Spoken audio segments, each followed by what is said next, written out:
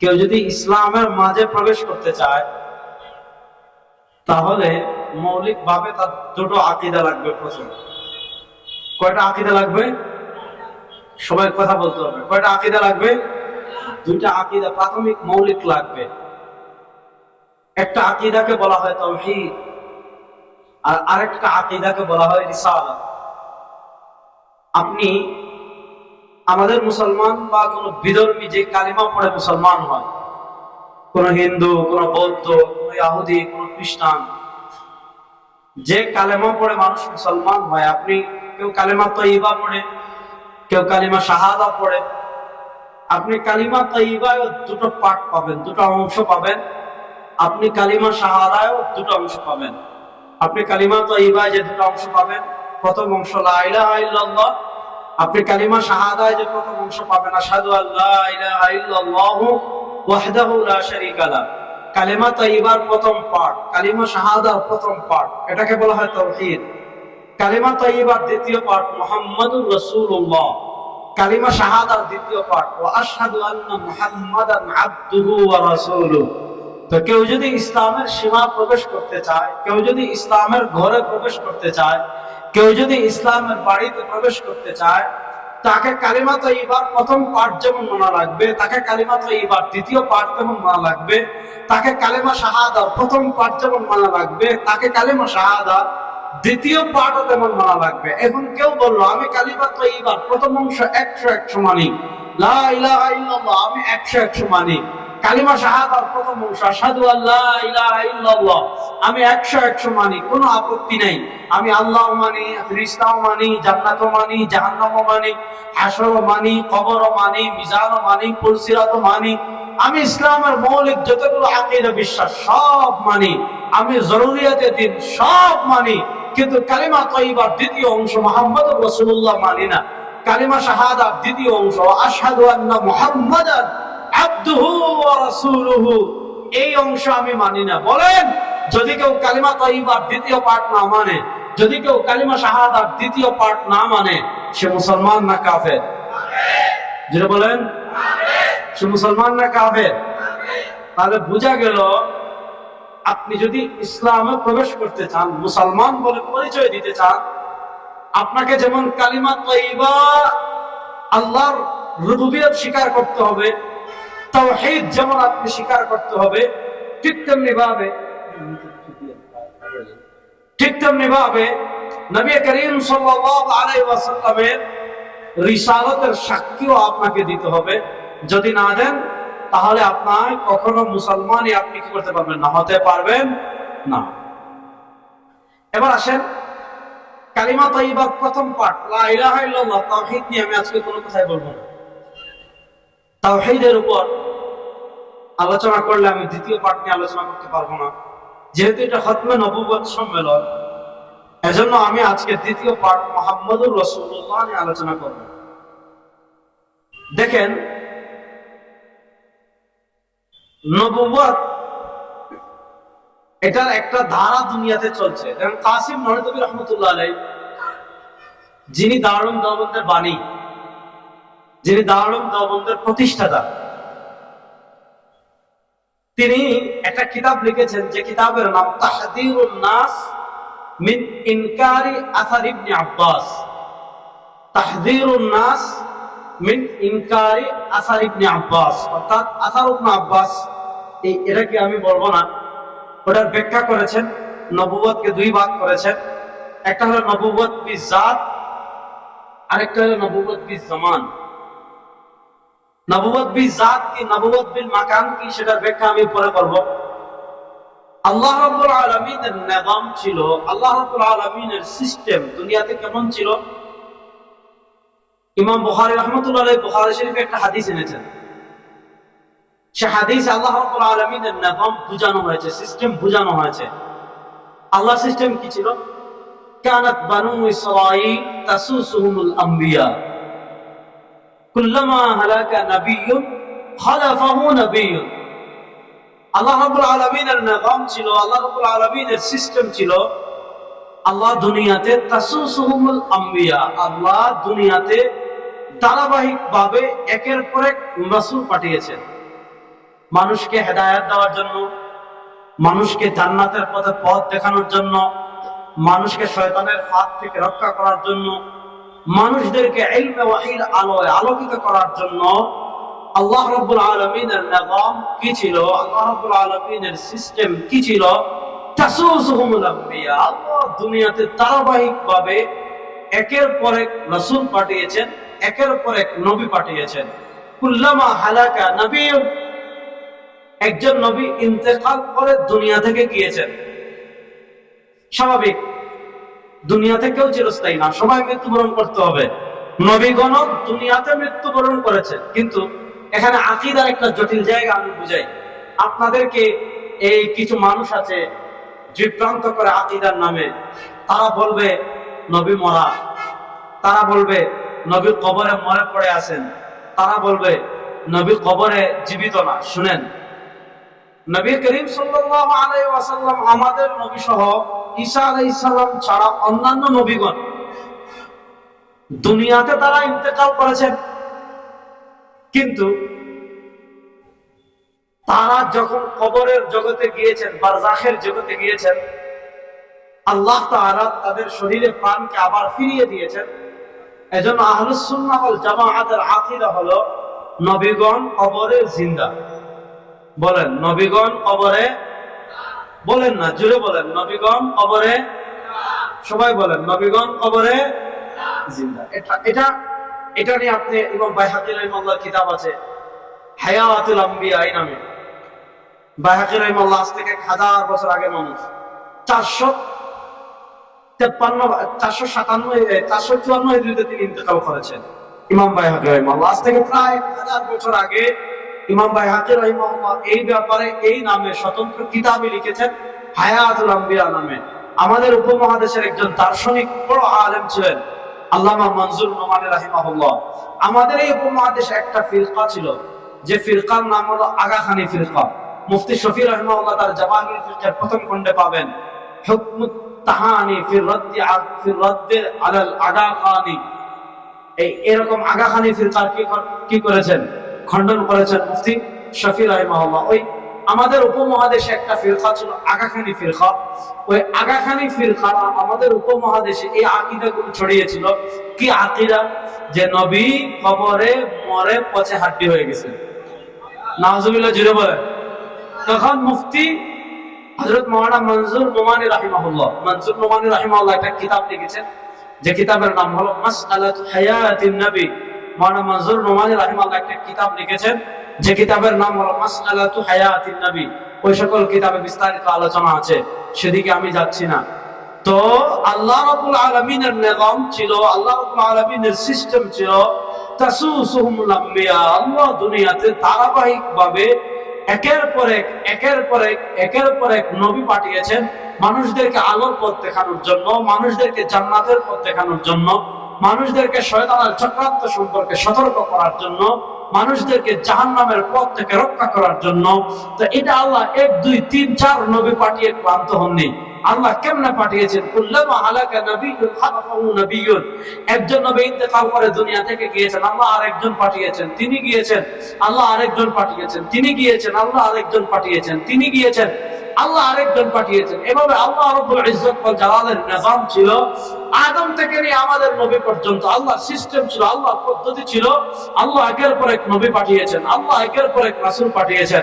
একজন গিয়েছেন, আল্লাহ আরেকজন পাঠিয়েছেন, তিনি গিয়েছেন, আল্লাহ আরেকজন পাঠিয়েছেন। এই ধারাবাহিকতা আদম থেকে শুরু হয়েছে। আমাদের নবী করিম সাল্লাল্লাহু আলাইহি ওয়াসাল্লামকে পাঠিয়ে আল্লাহ নিজে কোরআনে বলছেন, শুনো মা কানা মুহাম্মাদুন আবা আহাদিম মিন রিজালিকুম।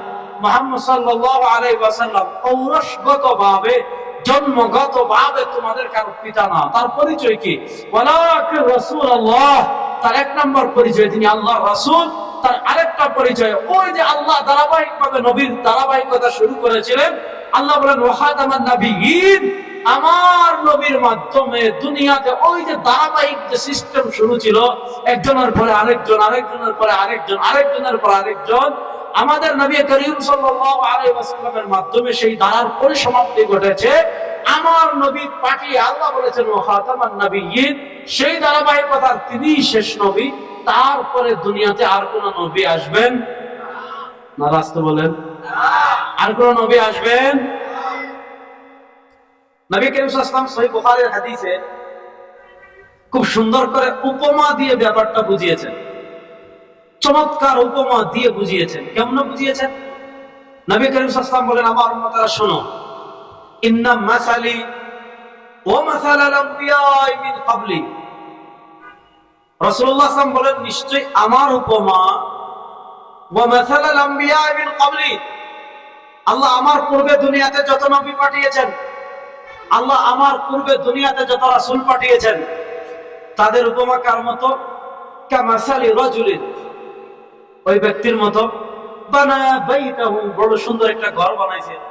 আপনারা দেখেছেন আমাদের পুরান ঢাকায় আহসান মঞ্জিল আছে, মানুষ বাংলাদেশের নানা জায়গা থেকে পিকনিক করে আহসান মঞ্জিল দেখতে আসে, একটা ঐতিহাসিক জায়গা। আমাদের সিলেটে একজনে কাজী ক্যাসেল বানিয়েছে, অনেক চমৎকার, অনেক টাকা খরচ করে মানুষ ওই বাড়ি দেখতে যায়। নবী করিম সাল্লাল্লাহু আলাইহি ওয়াসাল্লাম বলেন, নিশ্চয়ই আমার উপমা ইন্না মাসালি ওয়া মাসালাল আমবিয়া মিন ক্বাবলি, নিশ্চয়ই আমার উপমা আর আমার পূর্বে আল্লাহ দুনিয়াতে যত নবী পাঠিয়েছেন, যত রাসূল পাঠিয়েছেন, তাদের উপমা কার মতো জানো? কামাসালি রাজুলিন, ওই ব্যক্তির মতো, বানা বাইতাহু, বড় সুন্দর ঘর বানিয়েছে, ফা আহসানাহু, অত্যন্ত সুন্দর ঘর, ওয়া আজমালাহু, অত্যন্ত চমৎকার ঘর। তবে কি করেছে জানেন? ইল্লা মাওদিআ লাবিনা, যখন ছাদ বানিয়েছে, ছাদের মধ্যে বা দেওয়ালের মধ্যে একটা ইটের পরিমাণ জায়গা খালি রেখেছে। এত সুন্দর ঘর, এত দামি ছাদ, দুনিয়ার সবচেয়ে দামি ইট ব্যবহার করেছে, দুনিয়ার সবচেয়ে দামি সিমেন্ট ব্যবহার করেছে, এত সুন্দর ঘর বানিয়েছে। পুরা ঢাকা শহরে যাত্রাবাড়ি, রায়েরবাগ, শরীরাকড়া, মাতুয়াইল, সায়দাবাদ, তারপর মতিঝিল, সাইনবোর্ড, এরপর হলো মৌচাক, মাদারীনগর, কাশপুর, মদনপুর, মানে এই পুরো এলাকায় এরকম বাড়ি নাই। মানুষ পিকনিক করে দেখতে আসে বাড়ি, এত সুন্দর বাড়ি বানাইছে। কিন্তু ওই যে একটা ইটের জায়গা খালি আছে না, মানুষ মানুষ এসে তাওয়াফ করে ঘুরে দেখে কেমনে বানাইলো এত সুন্দর। অবাক হয়, আশ্চর্য হয়, এত সুন্দর ঘর কেমনে বানাইলো, এত চমৎকার ঘর কেমনে বানাইলো, এত ভালো ঘর কেমনে বানাইলো, ওই আজাবুন, আশ্চর্য হয়। আর যখন ছাদ দেখে যে ছাদের মধ্যে একটা ইটের জায়গা খালি, এখন বৃষ্টি হলে এদিক দিয়ে পানি পড়ে, রোদ উঠলে রোদ ঢুকে, কুয়াশা পড়ে, আপনার বাতাস দিলে ধুলা ঢুকে, মানুষ বলে এত সুন্দর ঘর বানাইলো, এত সুন্দর ঘর বানাইলো, একটা ইটের জায়গা খালি রাখলো কেন? যদি পুরো করে দিত, এই একটা ইটের পরিমাণ জায়গা যদি খালি না রাখতো, তো ঘরটা পূর্ণ হয়ে যেত।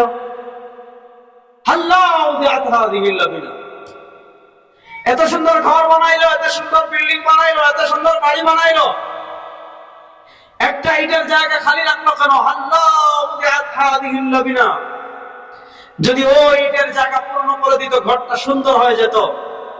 নবী করিম সাল্লাল্লাহু আলাইহি ওয়াসাল্লাম উদাহরণ দিয়ে বলেন, আনা হাযিহিল লাবিনা আনা খাতামুন নবিয়্যিন লা নাবিয়্যা বা'দি। শুনেন, নবুয়তের উপমা হইল ওই ব্যক্তির ঘরের মতো। এই ব্যক্তি ঘরের দেয়াল বানাতে একটার পর একটা ইট লাগিয়েছে, একটার পর একটা ইট সংযুক্ত করেছে। নবী করিম সাল্লাল্লাহু আলাইহি ওয়াসাল্লাম বলেন, নবুয়তের ঘরের উপমা এরকম। নবুয়তের ঘরের প্রথম ইট ছিলেন বাবা আদম, প্রথম নবী, প্রথম মানুষ আদম, তিনি ছিলেন নবুয়তের ঘরের প্রথম ইট। এরপর তাসুসুহুমুল আম্বিয়া, আল্লাহ ধারাবাহিক ভাবে একের পর এক নবী পাঠিয়েছেন, আল্লাহ ধারাবাহিক ভাবে একের পর এক রাসূল পাঠিয়েছেন। একজন নবী গিয়েছেন, আরেকজন আসছেন, নবুয়তের ঘরে আরেকটা ইট লেগেছে। আরেকজন এসেছেন, নবুয়তের ঘরে আরেকটা ইট লেগেছে। আরেকজন এসেছেন, নবুয়তের ঘরে আরেকটা ইট লেগেছে। আরেকজন এসেছেন, নবুয়তের ঘরে আরেকটা ইট লেগেছে।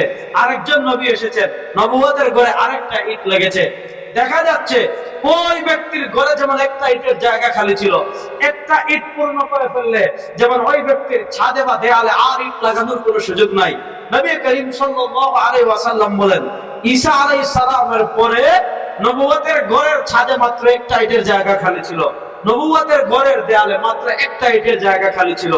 আনা হাযিহিল লাবিনা আনা খাতামুন নবিয়্যিন, লা নাবিয়্যা বা'দি, নবুয়তের ঘরে যে ওই এক ইটের জায়গা খালি ছিল, নবী করিম সাল্লাল্লাহু আলাইহি ওয়াসাল্লাম বলেন, আমার উম্মতেরা শোনো, আমি হইলাম সেই ইট, আনা খাতামুন নবিয়্যিন লা নাবিয়্যা বা'দি।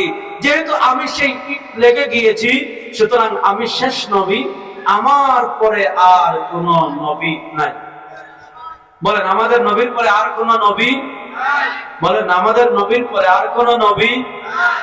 নারাজ তো বলেন, আমাদের নবীর পরে আর কোন নবী নাই। কারণ নবুয়তের ঘর পূর্ণ হয়ে গিয়েছে, আর কোন ইট লাগানোর সুযোগ নাই। এখন আপনি যদি ইট লাগাতে হয়, পুরা ঘর ভাঙতে হবে না, নবুয়তের ঘর আর ভাঙবে না। এখন দুনিয়া ধ্বংস হবে, নবুয়তের ঘরে আর নতুন ইট লাগার কোন সুযোগ, বলেন কোন সুযোগ? নবী করিম সাল্লাল্লাহু আলাইহি ওয়াসাল্লাম তাবুক যুদ্ধে যাচ্ছেন, তাবুক যুদ্ধে, হাদিসটা বুঝেন। আপনারা জানেন ইসলামের ইতিহাসে যতগুলো কঠিন যুদ্ধ হয়েছে, এই কঠিন যুদ্ধগুলোর ভিতর একটা যুদ্ধ ছিল তাবুক যুদ্ধ। কারণ মদিনায় তখন ফসল পেকে আসার সময় আসছে। আমাদের দেশে দেখবেন যখন ধান কাটার সময় হয়, আপনি গ্রাম অঞ্চলে গেলে, যেমন গতকালকে আমি গিয়েছিলাম দিনাজপুর আর রংপুর, রংপুরের জুম্মাপাড়া মাদ্রাসায়, 5 জুয়ার আমি গিয়েছিলাম দিনাজপুর। তো ওখানে প্রচুর বাংলাদেশের সবচেয়ে বেশি ধান চাষ হয় দিনাজপুর আর নওগাঁ। তো দিনাজপুর গেলাম, যেহেতু এখন ধান পেকে আসছে, আপনি ক্ষেতের পর ক্ষেত, খালি মানুষ আর মানুষ, মানুষ আর মানুষ। এই সময় গেলে আপনি বাজারের চায়ের স্টলে মানুষ পাবেন না, সেলুনের চেয়ারে আড্ডা দেওয়ার লোক পাবেন না, বাজারের টঙের দোকানে আড্ডা দেওয়ার লোক পাবেন না। কেন? কারণ এই সময় কৃষক যারা আছে সবাই ধান কাটায় ব্যস্ত হয়ে যায়। কারণ তারা যদি ওই সময় ধান কাটে, বাকি 11 মাস তাদের রিজিকের ব্যবস্থা হবে, নচেত 11 মাস তাদের কষ্ট হবে। তো ঠিক তেমনি ভাবে আরবের প্রধান খাদ্য যেহেতু খেজুর, রাসূলুল্লাহ সাল্লাল্লাহু আলাইহি ওয়াসাল্লাম যে সময় তাবুক তো মদিনা থেকে অনেক দূরে, তাবুক যুদ্ধের যখন কথা বলেছেন, মদিনা থেকে প্রায় 700-800 কিলোমিটার দূরে, কথাটা ভালো করে বুঝেন। নবী করিম সাল্লাল্লাহু আলাইহি ওয়াসাল্লাম যখন সাহাবায়ে কেরামকে ঘোষণা দিয়েছেন, তখন মদিনায় খেজুরটা পাকার মাত্র সময় আসছে, মানে আপনি সারা বছরের রিজিক এখন থেকে সংগ্রহ করবেন, রিজিক সংরক্ষণ করবেন। সাহাবায়ে কেরাম তো গিয়েছেন ভিন্ন কথা। নবী করিম সাল্লাল্লাহু আলাইহি ওয়াসাল্লাম ওই তাবুক যুদ্ধে যাওয়ার সময় মদিনার দায়িত্ব দিয়ে গিয়েছেন হযরত আলী রাদিয়াল্লাহু আনহু। কাকে? আমরা নি বাঁচতে চাই, আমরা মনে করেন স্লোগান দিয়ে উল্টাই ফেলি, ইসলামের শত্রুরা হুঁশিয়ার সাবধান, এক এক অ্যাকশন, ডাইরেক্ট অ্যাকশন। কিন্তু দেখা গেল যে একটা ককটেল ফুটে, আমরা আর কেউ নাই। যাক, এটা অবশ্য বাঙালি বাংলাদেশি মানুষ ভেঙে দিয়েছে, জুলাই আগস্টে যা করে দেখাইছে। দেখা যাচ্ছে একজনের পর একজন, একজনের পর একজন লাশ পড়ছে, কিন্তু মানুষ রাস্তা ছাড়ে নাই। আপনাদের এই রোড তো, আমি তো ওই রোডে থাকি, কিন্তু আমি আসছি এই রোডে। অবশ্য এই রোড তো গাজা হয়ে গেছিল, গাজা। গাজায় যেমন কিছুক্ষণ পর পর ইসরায়েলি হেলিকপ্টার আসে, উপর থেকে মারে, নিচ থেকে মারে। এই রোড তো মানে এই সাইডবোর্ড থেকে পর্যন্ত গাজা হয়ে গিয়েছে। আমি পাশ থেকে অবশ্য দেখেছি, কিছুক্ষণ পর পর হেলিকপ্টার আসে, হেলিকপ্টার দিয়ে মারে। তো আমরা তো স্বাভাবিকভাবে জিহাদের নাম শুনলেই আমাদের কেমন লাগে, যে এই মনে হয় আমাদের জঙ্গি বলে দিবে। তো এটা আমাদের বাংলাদেশে ভারতের একটা বড় প্রজেক্ট ছিল, যে যেভাবেই হোক ইসলামপন্থীদেরকে, মানে জঙ্গি ইসলামপন্থীদেরকে কোণঠাসা করার জন্য। দেখা যাচ্ছে একজন আলেমের কাছে ফাজাইলে আমল বই পেয়েছে, ফাজাইলে আমল, বুঝছেন? ফাজাইলে আমল বই, এটাকে জঙ্গি বই বলে গ্রেফতার করেছে। আরেকজনের কাছে এরকম ছোট ছোট রিসালা পেয়েছে।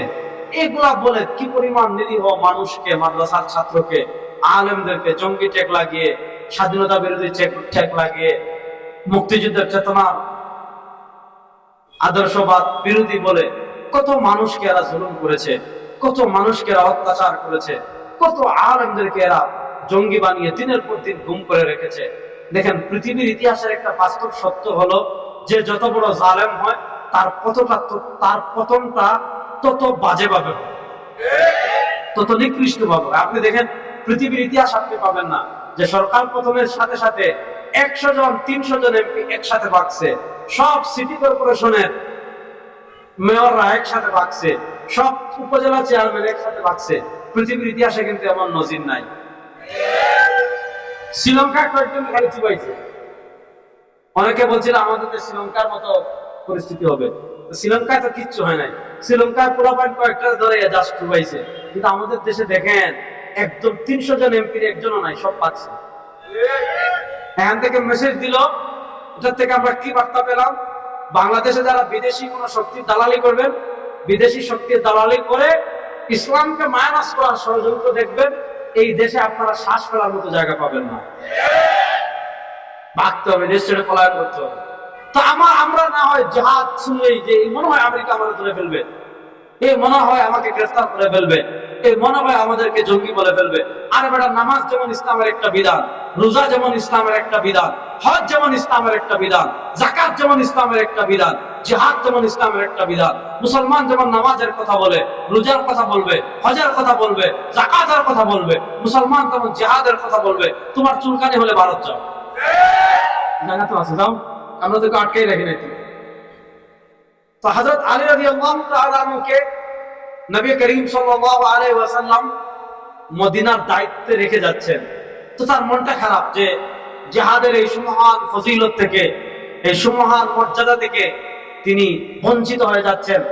অথবা মানুষ বলাবলি করবে যে কঠিন যুদ্ধে নবী করিম সাল্লাল্লাহু আলাইহি ওয়াসাল্লাম তার জামাতাকে, চাচাতো ভাইকে মদিনায় রেখে যাচ্ছেন। তো আলী রাদিয়াল্লাহু তাআলার মনটা খারাপ যে আমি যুদ্ধে অংশগ্রহণ করতে পারছি না, আমি শরীক হতে পারছি না। নবী করিম সাল্লাল্লাহু আলাইহি ওয়াসাল্লাম তখন আলী রাদিয়াল্লাহু তাআলা কে সান্ত্বনা দিচ্ছেন, আমা তারদাউনা আন তাকুনা বিমানজিলাতি হারুন মিন মূসা। ও আলী, আমা তারদাউনা আন তাকুনা বিমানজিলাতি হারুন মিন মূসা। ও আলী, তুমি কি এতে সন্তুষ্ট নও আন তাকুনা বিমানজিলাতি হারুন মিন মূসা? মুসা আলাইহিস সালামের কাছে তার ভাই হারুনের যে মাকাম ছিল, মুসা আলাইহিস সালামের কাছে তার ভাই হারুনের যে মাকাম ছিল, মুসা আলাইহিস সালামের কাছে তার ভাই হারুনের যে অবস্থান, যে মর্যাদা ছিল, ও আলী, তুমি কি এত সন্তুষ্ট হবে না যে আমার কাছে তোমার একই মাকাম হবে? আলী শোনো, আনতা মিন্নি বিমানজিলাতি হারুন মিন মূসা। ইয়া আলী, আনতা মিন্নি বিমানজিলাতি হারুন মিন মূসা। ও আলী শোনো, আমার কাছে তোমার মাকাম হলো, আমার কাছে তোমার অবস্থান হলো মূসার কাছে হারুনের যে মাকাম ছিল, মূসার কাছে হারুনের যে অবস্থান ছিল। মূসা আলাইহিস সালাম ছোটবেলায় ফেরাউনের ঘরে পরীক্ষার সম্মুখীন হয়েছিলেন, যার কারণে তার জিহ্বা পড়ে গিয়েছিল, ঠোঁট পড়ে গিয়েছিল, তার কথার ভিতরে জড়তা ছিল। আল্লাহ তাকে সহযোগিতা করার জন্য তার ভাই হারুনকে নবী বানিয়ে তার ডান হাত বানিয়েছিলেন। আমার নবী আলীকে বলেন, আলী, মুসা আলাইহিস সালামের কাছে হারুনের যে অবস্থান ছিল, মুসা আলাইহিস সালামের কাছে হারুনের যে মাকাম ছিল, আমার কাছে তোমার একই মাকাম। পার্থক্য হলো ইল্লা আন্নাহু লা নাবিয়্যা বা'দি, পার্থক্য হলো মুসার পরে তার ভাই হারুন নবী হয়েছেন, মুসার পরে তার ভাই হারুন নবুয়ত লাভ করেছেন। ইল্লা আন্নাহু লা নাবিয়্যা বা'দি, পার্থক্য হলো আমার পরে আর কেউ নবী হবেন না। আওয়াজ তো বলেন, আমাদের নবীর পরে কেউ নবী হবেন না। আপনার কথা বলেন, এটা আকীদার ওয়াজ, বুঝেন? আমাদের নবীর পরে কেউ নবী হবেন না। যদি কেউ নবী দাবি করে, দুনিয়ার সবচেয়ে নিকৃষ্ট কাফের সে। যদি কেউ নবী দাবি করে, সে দুনিয়ার সবচেয়ে নিকৃষ্ট। এটা হলো, আমি আল্লাহ বলেছেন, আমরা বলেছি কালেমার দুইটা পার্ট, মুহাম্মদুর রাসূলুল্লাহ কালেমার দ্বিতীয় পার্ট। আমি বললাম কালেমা সংক্রান্ত, মুহাম্মদুর রাসূলুল্লাহর রিসালাত সংক্রান্ত সবচেয়ে গুরুত্বপূর্ণ মৌলিক যে আকীদা, সেটা হলো আমাদের নবী শেষ নবী। বলেন আমাদের নবী, বলেন না আমাদের নবী, তারপরে কেউ নবী হবেন না। বলেন তারপরে কেউ নবী, আমি যেটা বলছি এটা সবাই বলেন, তারপরে কেউ নবী হবেন। এখন কেউ যদি নবী দাবি করে, আর আসতে বলেন কি? সুনান আবি দাউদে হাদিস আছে, সুনান আবি দাউদে নবী করিম সাল্লাল্লাহু আলাইহি ওয়াসাল্লাম বলেন, আমার উম্মতেরা শোনো, সায়াখরুজু ফি উম্মতি, আমার উম্মার ভিতর বের হবে 30 জন। কোন কোন বড়রা পাওয়া যায় এই 30 জনের ভিতর 4 জন হবে মহিলা, 4 জন হবে কি? মহিলা। এদের পরিচয় কি? দাজ্জালুন, এই 30টা হবে দাজ্জাল। কাযযাবুন, এই 30 জন হবে মিথ্যুক। এই 30 মানুষের গুণ নবী করিম সাল্লাল্লাহু আলাইহি ওয়াসাল্লাম বর্ণনা করছেন যে 30 মানুষের পরিচয় জানো? এই 30 মানুষের গুণ জানো? তারা কি? এই 30 জন হবে দাজ্জালুন। এই 30 জন হবে দাজ্জাল, কাযযাবুন এই 30 জন হবে মিথ্যুক। 30 জন কেন দাজ্জাল হবে, 30 জন কেন মিথ্যুক হবে? তারা দাজ্জাল এবং মিথ্যুক হওয়ার কারণ হলো কুল্লুহুম ইয়াজউমু আন্নাহু নাবিয়্যুন, এই 30 জনের প্রত্যেকে নবী দাবি করবে, আর আমার নবীর পরে কেউ নবী হবে না। এজন্য উম্মাহর সুসাব্যস্ত সুপ্রমাণিত আকীদা, আমার নবীর পরে কেউ নবী দাবি করলে সে বলেন আমার নবীর পরে কেউ নবী দাবি করলে সে, এবং এরা এত জঘন্য কাফের হবে, এদেরকে যারা কাফের মানবে না তারাও কাফের। এবার আসেন, আমাদের উপমহাদেশে একজন লোক ছিলেন, এক খবিস ছিল, এক পরকীয়াবাজ বদমাশ ছিল। তার নাম ছিল গোলাম আহমদ। তার নাম কি ছিল? তার মার নাম ছিল চেরাগ বিবি। তার মার নাম কি ছিল? এই চেরাগ বিবির পোলা গোলাম আহমদ, সে কি আজিব আজিব মানে কথা বলছে। আমি চেরাগ বিবির পোলার বই লই আসছি, কয়েকটা জিনিস দেখাই আমি আলোচনা শেষ করবো। এখানে বড়রা আসবেন, সবাই আইবি সাহেব আসবেন, আবুল আহমদ কাসমি ভাই আসবেন, তারপরে জোনাদুল আবিব সাহেব আসবেন, আরো বড় বড় আলেমরা আসবেন। আমি ছোট মানুষ, কয়েকটা কথা বলে শেষ করি। দেখেন, গোলাম আহমদ কাদিয়ানী সে যেহেতু নিজেকে নবী দাবি করে নাই, দেখেন আমি আগে তার কয়েকটা বক্তব্য দেখাই, তারপর আমি সে যে একটা বাটপার, তার কথা দিয়েছে যে বাটপার, এটা প্রমাণ করবেন। দেখেন, খুব বেশি দেখাবো না, কয়েকটা দেখেন। এই বই হলো রুহানি খাজাইন। দেখেন, এই যে বইটা দেখতে পাচ্ছেন আপনার